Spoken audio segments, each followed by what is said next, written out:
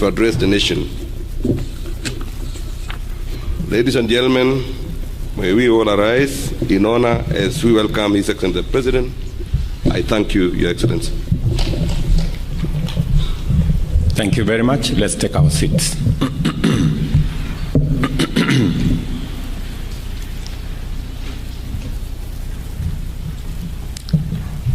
Let me take this opportunity, first and foremost, to congratulate Cabinet Secretaries whom I nominated and have been approved by Parliament, and subsequently I appointed, and today they have taken their oath of office. Congratulations, ladies and gentlemen. Our nation has emerged from a period of immense struggle caused by a fundamental misunderstanding about the ways and means of accomplishing what we all agree are our shared aspirations as a people, and that is a governance that delivers security and prosperity inclusively and sustainably. It is true, and I freely admit, that due to suboptimal communication of our development agenda and a feeling of insufficient public engagement, we have lost many opportunities to walk the journey of transforming Kenya with everyone aboard, leaving some citizens unable to connect with the policies, programs, and projects that have been rolled out throughout our country. At the same time, many public officials have fallen short of constitutional standard for public officers as laid out in Article 10, Chapter 6, and Chapter 12 of the Constitution of Kenya, which makes it clear that we, as public servants and officers, are the servants of the people, and that the totality of our actions and conduct must reflect this fundamental principle and the highest standard of integrity required of public office. The people of Kenya work hard and endure tremendous difficulties in their quest to fend for themselves and create opportunities for their families. Majority of people are managing intense pressures arising from local and global economic, geopolitical, and climatic circumstances. Kenyans are neither afraid of struggle nor labor. We are proven serial winners of both. All they ask and all they need is a government that maintains an enabling environment for them to succeed and stays out of their way while they go about their work. Kenyans demand and not only deserve, but are constitutionally entitled to servant leadership.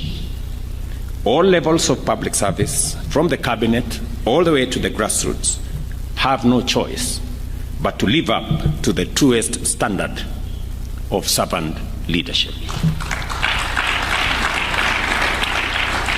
Consequently, and taking this into account, we shall proceed to take unprecedented steps to accelerate the delivery of the national economic transformation agenda with integrity, efficiency, transparency, and inclusivity.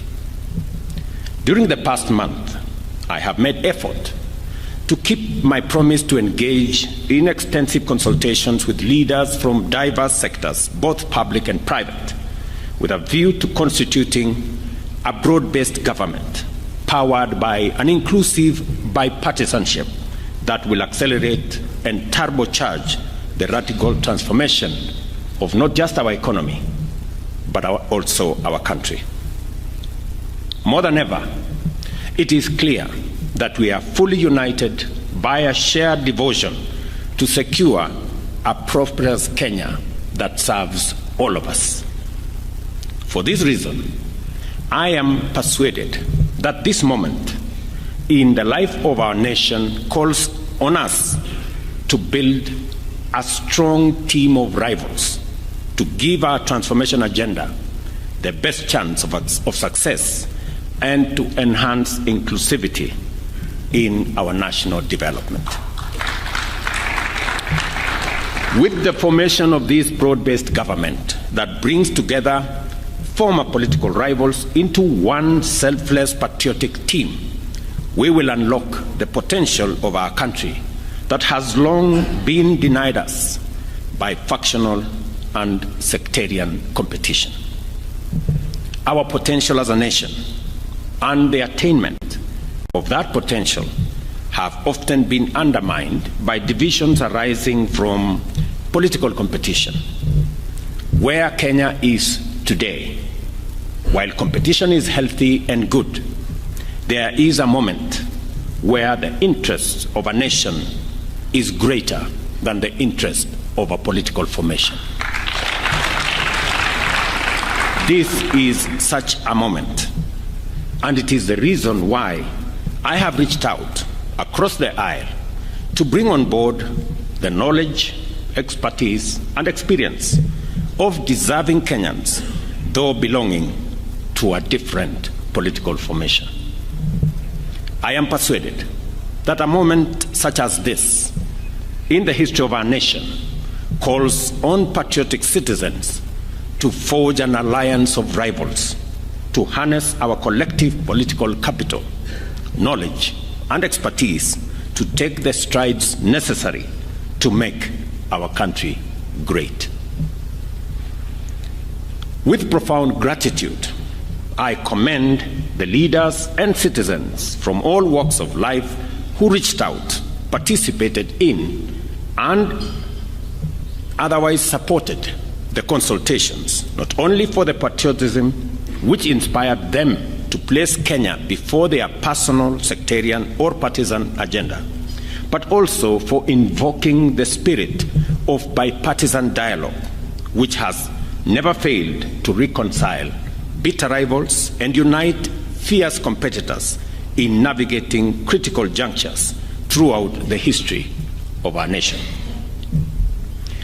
It is this noble spirit, this willingness to negotiate, to listen, to find common ground in the middle of conflict that drew our freedom fighters from the forest to the negotiating table at Lancaster House in London.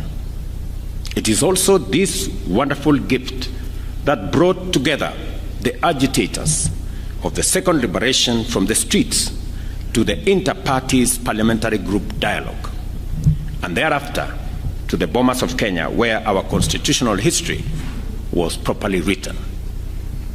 The ability to talk things out also enabled Kenyans to pull the nation back from the brink of an existential precipice and embark on a national accord which gave birth to the institutional dispensation that we are still working to perfect today. Here we are again today, called upon to remember the lessons of history, to live up to the demand of this moment, and set aside our partisan interests in order to show up for Kenya. The work of making our nationhood more perfect through inclusion, unity, equity, and social justice must begin by speaking with each other, listening to one another, and recognizing that every one of us wants the best for this nation. And all of us have a part to play in making Kenya great.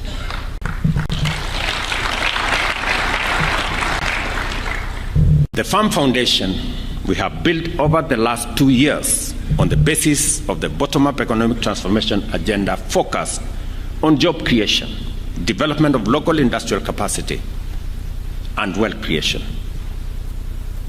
transforming our agriculture for food security and agro-industrial acceleration. We focused on harnessing the potential of our micro, small, and medium enterprise to drive our economic progress. We've also endeavored to exploit the opportunities of our digital superhighway to promote technological and creative capabilities on a higher scale, creating opportunities for digital jobs, making sure that we also invest in universal health coverage to provide all citizens without discrimination with high-quality healthcare through social health insurance and the employment of thousands of healthcare professionals to provide promotive, preventive, as well as curative services, as I have worked with counties. The radical increase in the number of affordable and social housing units through our affordable housing strategy, which has delivered millions of direct and indirect employment opportunities for a variety of professionals, as well as investment and business opportunities for enterprise and industries, has gone a long way in setting that foundation firmly. The reconstituted cabinet, therefore, will accelerate the attainment and will build on this solid foundation already built over the last 2 years, but additionally will focus on the following critical areas. The first of these areas covers accountability and the fight against corruption. To enhance accountability and promote responsibility for the use of public resources, we shall introduce measures to levy a surcharge against any accounting officer or other public officer who has, by their action or omission, occasioned loss of public resources in accordance with Article 226(5), 201(d), and 232(b) of the Constitution. To eliminate the ghost worker payroll fraud at all levels of government, we shall also implement a unified personal identification system for all persons working across all arms of government, including constitutional offices. Further, Cabinet shall introduce a legal and institutional framework for mandatory and continuous vetting of all public officers. The same framework will provide the repository for wealth declaration across the entire of government under one office. In addition, we shall facilitate expeditious investigation and prosecution of all offenses related to corruption and economic crimes through amendment of the relevant statutes, including the Evidence Act, the Criminal Procedures Code, and provide for their determination of all cases within 6 months. We believe that our war on corruption will be significantly boosted by measures to make it easier and safer for citizens and whistleblowers to come forward and report corruption and economic crimes. And for this reason, the reconstituted Cabinet shall consider relevant amendments to the Witness Protection Act to enhance appropriate incentives and forward the same to Parliament. Further, as I indicated in my earlier address, I have engaged with the parliamentary leadership with a view to expediting the enactment of the Conflict of Interest Bill and expressed my determination to sign a robust, effective instrument into law in due course.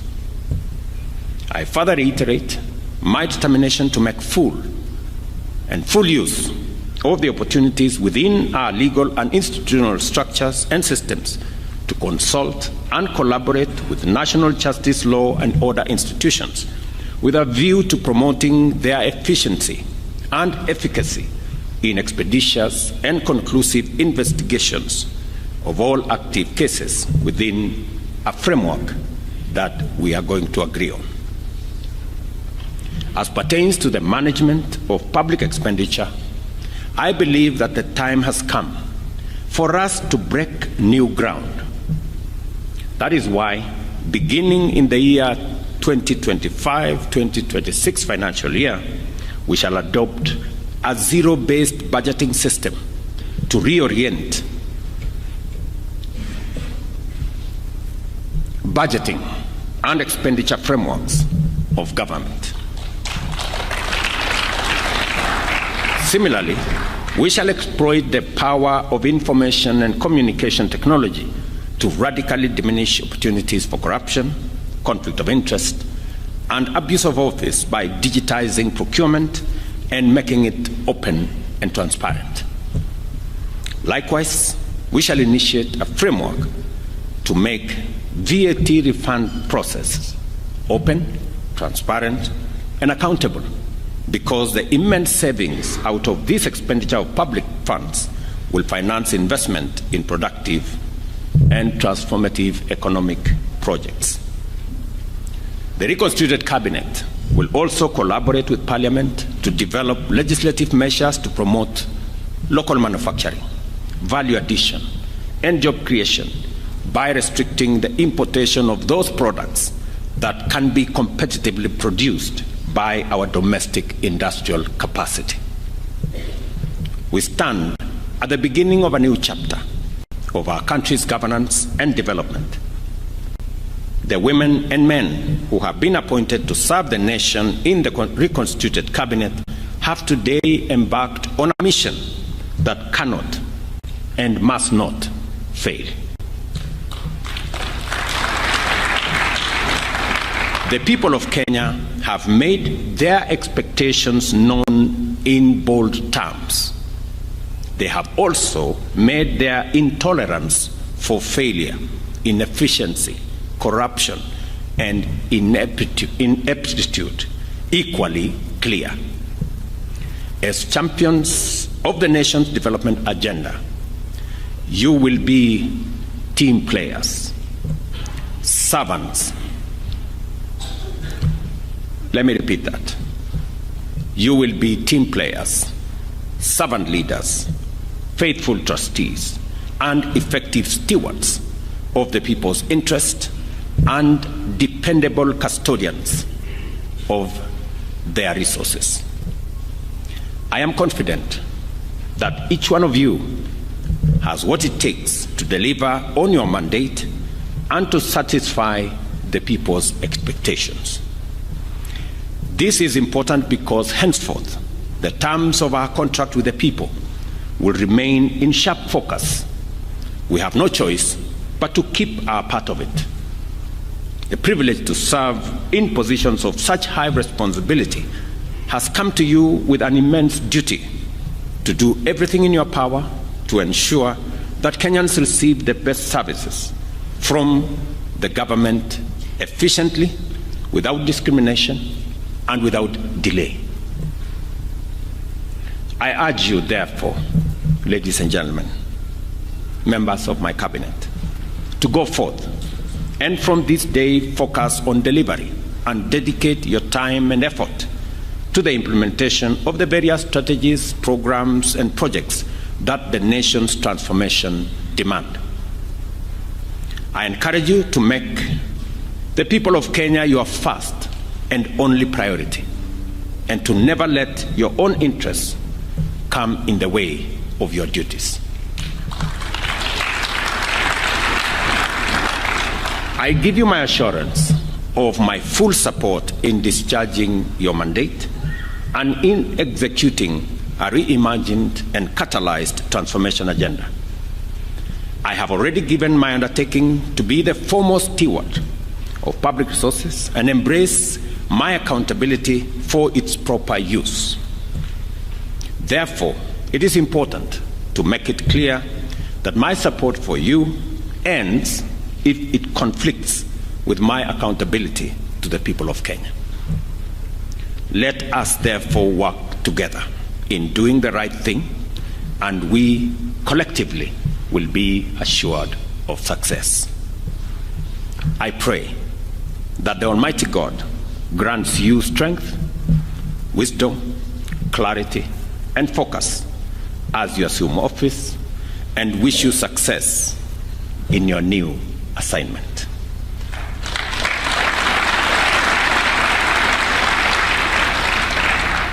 I ask citizens of our great nation to give a chance to these great men and women, to this new cabinet, and to support them to deliver on the mandate that has been given to them constitutionally, and as they perform their duties in the best interest of our country. Thank you very much. God bless you. God bless our great country, Kenya. Asanteni sana. Let us all rise for the national anthem.